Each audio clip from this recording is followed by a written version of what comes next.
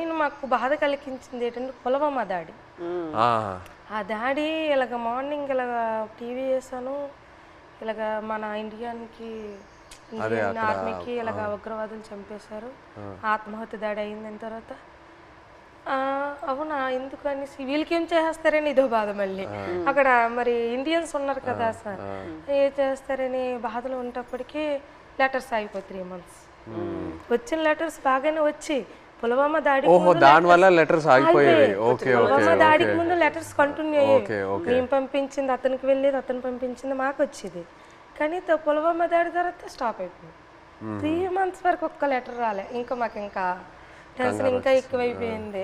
అదో బాధ అనేసి ఇలాగా మరి ఇంకా లేదు ఇంక ఉండొద్దు ఎక్కడ ఢిల్లీ వెళ్ళిపోతాం అనుకుని అందరం 22 ఉమెన్స్ అందరూ ఇంకా లేదు పదండి అనేసి 22 మంది ఢిల్లీకి వెళ్ళారు. వెళ్ళిపోదాం లేదు ఇంత మా ఓన్ డబ్బులు అనుకొని పదండి అనేసి ముందడుగు వేస్తామంతే. ముందడుగు వేసుకొని వెళ్ళిపోయామంతే. వచ్చిందో రాందో వెళ్ళాం. అక్కడికి వెళ్ళిన తర్వాత జయశంకర్ అని విదేశాంగ మంత్రికి కల్పించారు. ఇంగ్లీష్ రాదు కదా, ఏదో మా తెలిసిన భాషలు అంటే అతను మా కన్నీళ్ళు దుఃఖ చూసి అతనికి అర్థమైపోయింది అనమాట. ఓ ఇంత బాధపడుతున్నారని ఏడుస్తాను. మా ఆవేదన చెప్తూ మా కళ్ళని నీరు వచ్చేస్తుంది.